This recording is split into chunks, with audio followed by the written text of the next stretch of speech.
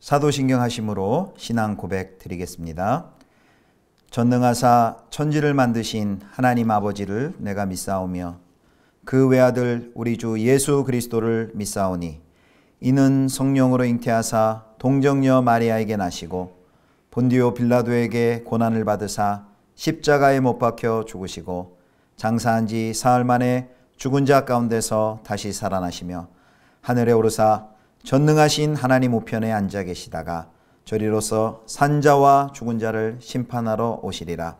성령을 믿사오며 거룩한 공예와 성도가 서로 교통하는 것과 죄를 사하여 주시는 것과 몸이 다시 사는 것과 영원히 사는 것을 믿사옵나이다. 아멘.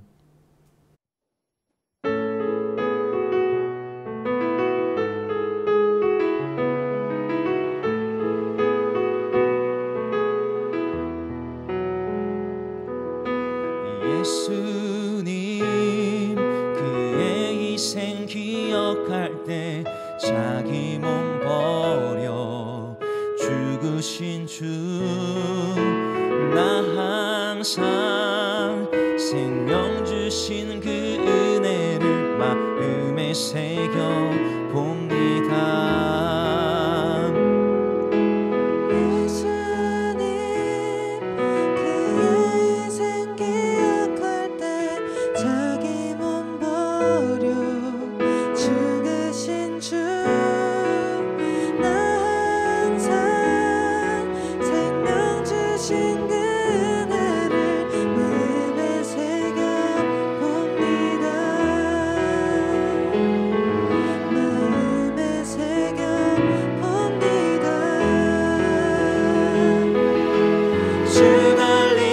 십자가를 내가 볼 때 주님의 자비 내 마음은 결속해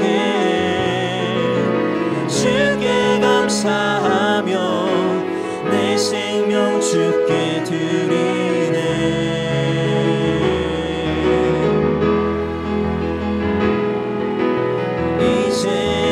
이제는 저 높은 곳에 앉으신 하늘과 땅에 왕 되신 주 나 이제 놀라운 구원의 은혜 높여 찬양하리라.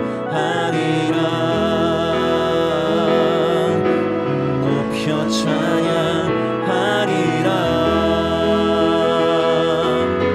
주 달리신 십자가를 내가 볼 때 주님의 자비 내 마음을 겸손케 주께 감사하며 내 생명 주께 드리네.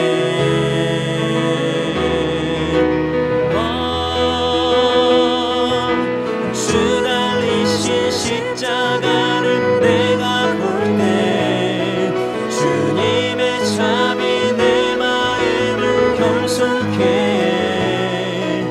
주께 감사하며 내 생명 주께 드리리.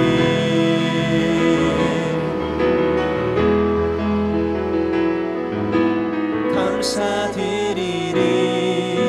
주의 십자가 나의 친구 되신 주 감사드리리. 주의 십자가 나의 친구 되신 주.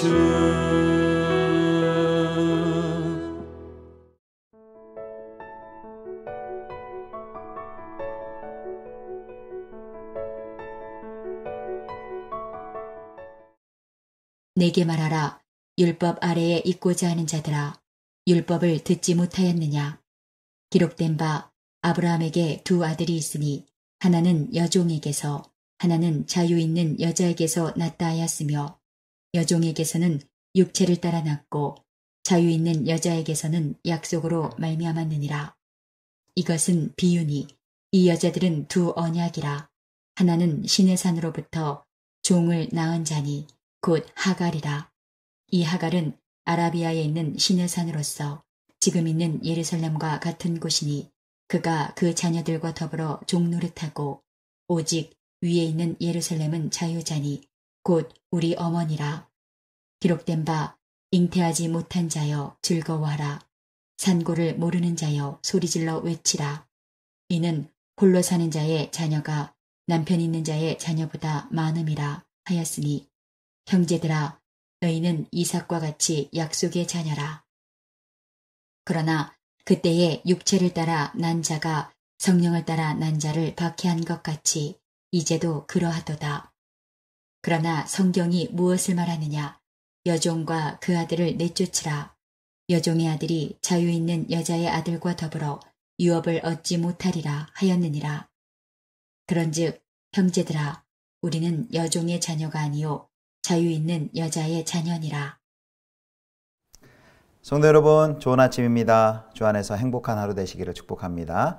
오늘 본문은 갈라디아서 4장 21절부터 31절까지의 본문으로 위에 있는 예루살렘에 속한 자유의 자녀라는 제목으로 함께 하나님의 말씀 묵상하겠습니다. 갈라디아 교회를 흔든 거짓 교사들은 비유대인들에게 할례를 요구했습니다. 요구할 때 근거를 아브라함을 들어서 주장했는데요.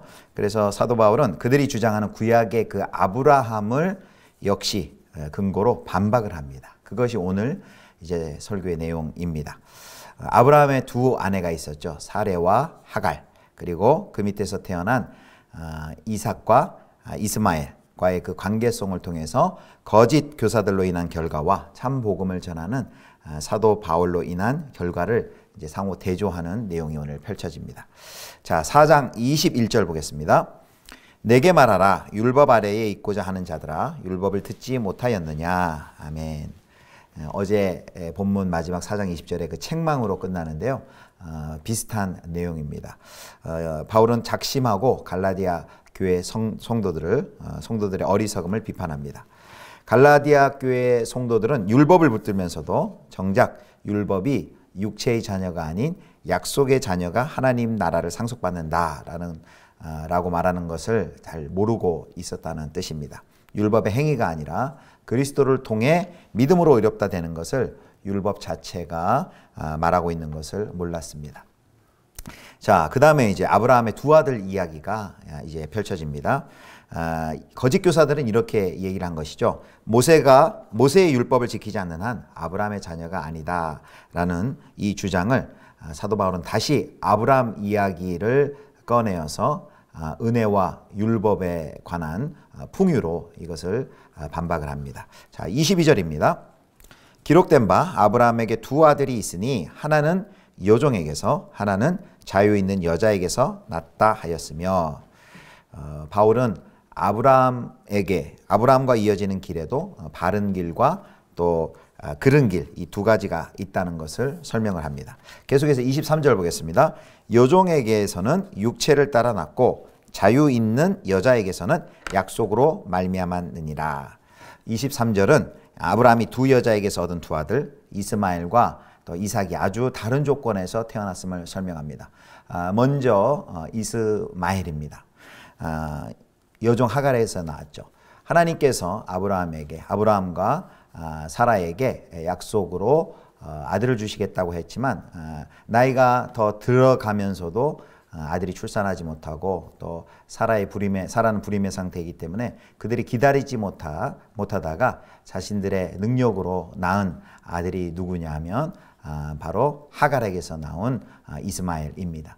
그래서 여기 23절에는 여종에게서는 육체를 따라 낳았다라는 것은 자신의 능력을 의지하여서 낳았다는 말씀입니다. 그 결과 가정에는 큰 분열과 큰 문제가 일었습니다. 아주 재앙에 가까운 결과가 나왔죠. 그 다음에 이제 23절 하반절에 있는 자유 있는 여자에게서는 약속으로 말미암았다라고 말하는데 바로 이삭을 얘기하는 것이죠. 이스마엘을 낳은 후에 14년이 더 지난 다음에 아브라함이 100세가 되었을 때 드디어 하나님의 약속대로 이삭을 출산하게 되었습니다. 그래서 22절에 약속으로 말미암았느니라 라고 말씀을 합니다. 이제 사도 바울은 본격적으로 구약의 이야기를 우리 갈라디아 신자들에게 적용을 합니다. 24절입니다. 이것은 비유니 이 여자들은 두 언약이라. 하나는 신의 산으로부터 종을 낳은 자니 곧 하갈이라. 이 하갈은 아라비아에 있는 신의 산으로서 지금 있는 예루살렘과 같은 곳이니 그가 그 자녀들과 더불어 종노릇하고. 24절은 굉장히 충격적인 해석입니다. 왜냐하면 당시 유대인들은 자신들이 사라의 아들 이삭의 후손이기 때문에 하나님의 참백성이라고 굳게 믿었습니다. 반면 이방인들, 비유대인들은 하갈의 아들인 이스마엘의 후손이기 때문에 참백성이 아니다라고 굳건히 믿고 있었습니다. 그 갈라디아 성도들 혼란케 한 거짓 교사들도 아마 같은 믿음을 가지고 있었을 것입니다. 그런데 바울은 무엇이라고 말을 합니까? 하갈과 그의 아들 이스마엘이 표상하는 바를 두 가지로 분명히 말하고 있습니다. 첫 번째는 신의 산의 율법이고 또 하나는 그리스도를 받아들이지 않는 사람들이 사는 지상의 예루살렘, 거기 25절에는 지금 있는 예루살렘이라고 번역이 됐는데 지상의 예루살렘으로 연결을 합니다. 그리고 이곳 사람들은 4장 25절에 의하면 종노릇 하고 있는 사람들입니다. 바울은 율법을 하나님께 의롭다함을 얻는 수단으로 삼은 사람들을 신의 산의 언약의 계명, 그리고 현재의 예루살렘, 그리고 하갈과 그의 아들 이스마엘과 같은 선상에 두고 있습니다. 아브라함이 하갈에게서 낳은 아들 이스마엘, 그 이스마엘은 아브라함의 적자가 아니듯이 신의 산과 지상의 예루살렘으로 대표되는 옛 언약은 율법의 종, 그리고 곧 구원을 경험할 수 없는 종들을 만들어냅니다. 자, 그러면 사라는 어떻게 연결이 됩니까? 26절입니다. 26절. 오직 위에 있는 예루살렘은 자유자니 곧 우리 어머니라. 사라는 위에 있는 예루살렘, 그리고 자유자, 그리고 새 언약과 연결이 됩니다. 예수 그리스도를 통한 새 언약은 율법의 정죄에서부터 사람들을 해방시킬 뿐 아니라 하나님의 참 백성과 자녀가 되게 합니다. 그런데 거짓 교사들은 자신들이 사라와 이삭을 통해 아브라함에게 연결되어 있다라고 교만했지만 사도 바울은 사실은 그들이 영적으로는 여종이며 이방인 그리고 쫓겨난 자의 후손이다라고 이렇게 충격적으로 말하고 있는 것입니다. 그들의 심성, 그들의 하나님을 찾는 방법은 마치 아브라함과 하갈의 관계와도 같고 그들의 삶에서 나타나는 열매는 이스마엘과 같다라고 말합니다. 심각한 노예 상태, 종의 상태인 것이죠. 그들은 혈통상 사라의 후손이었지만 영혼과 마음으로는 자신들이 경멸하는 이스마엘의 후손과 같았습니다. 자, 이제 마지막으로 이제 갈라디아 성도들에게 이제 이 말씀을 적용을 하는데요. 28절과 29절을 보겠습니다. 형제들아, 너희는 이삭과 같이 약속의 자녀라. 그러나 그때의 육체를 따라 난 자가 성령을 따라 난 자를 박해한 것 같이 이제도 그러하도다. 아멘. 바울은 갈라디아 성도들에게 뭐라고 얘기하냐면 이삭을 따라 된 자라고 말을 하고 있습니다. 그리고 참어머니인 새 언약에 속한 자, 곧 아브라함의 믿음의 계보를 잇는 약속의 자녀다라고 말합니다. 갈라디아 성도들에게 새 언약의 자녀라고 말했는데 이것은 두 가지 의미를 함축하고 있습니다. 첫 번째는 거짓 교사들의 새 언약의 자녀라면 이제 더 이상 거짓 교사들의 말을 따라서 유대인화 될 필요 없다라는 것입니다. 두 번째는 그렇다면 이제 새 언약의 자녀, 참 자녀로서 무엇을 할 것인가 라는 질문입니다.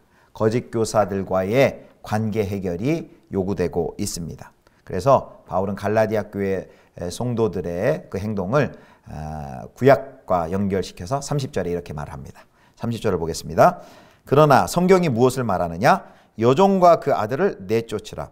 여종의 아들이 자유 있는 여자의 아들과 더불어 유업을 얻지 못하리라 하였느니라. 여종과 그의 아들은 약속의 자녀와 유업을 함께 나눌 수 없기 때문에 창세기에 보면 내쫓김을 당합니다. 마찬가지로 지금도 옛 언약을 주장하는 자들이 새 언약 안에 있는 성도들에게 거짓 가르침으로 괴롭히고 있습니다. 그러면 어떻게 할 것인가 라는 말입니다. 구약의 경우처럼 그 거짓 교사들을 교회에서 단호하게 내쫓아야 한다는 것이 바울의 말입니다. 이것은 빛과 어두움의 싸움이고 그리고 진리와 비진리의 싸움이기 때문입니다. 사랑하는 성도 여러분, 오늘 이제 아브라함의 두 자녀를 통해서 은혜와 행위에 대해서 행위 율법에 대해서 비교를 했습니다. 이스마엘이 아브라함의 능력으로 낳은 아들이라면 이삭은 어떻게 낳았습니까? 바로 하나님의 약속을 따라 하나님의 은혜로 주신 자녀입니다. 그 말은 하나님의 백성이 되는 일에는 어떤 조건, 그리고 인간적인 조건, 능력도 필요치 않다라는 것을 명백하게 보여주는 것입니다. 율법의 행위로 구원받으려는 것은 마치 자신을 구주로 믿는 것과 같습니다. 요한복음 1장 12절 말씀 기억하시죠? 영접하는 자, 곧 그 이름을 믿는 자들에게는 하나님의 자녀가 되는 권세를 주셨으니. 아멘. 오늘도 이 은혜의 복음 위에 굳건히 서서 복음 안에서 복음이 주는 참 자유를 누리시며 늘 감사하고 늘 겸손하고 또 신실한 삶을 사시는 복된 우리 성도님들 다 되시기를 축복합니다. 기도하시겠습니다.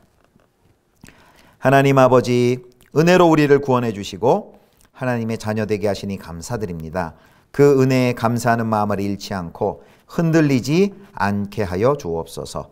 우리 구주 예수 그리스도의 이름으로 기도드립니다. 아멘. 주님 가르쳐 주신 기도하겠습니다.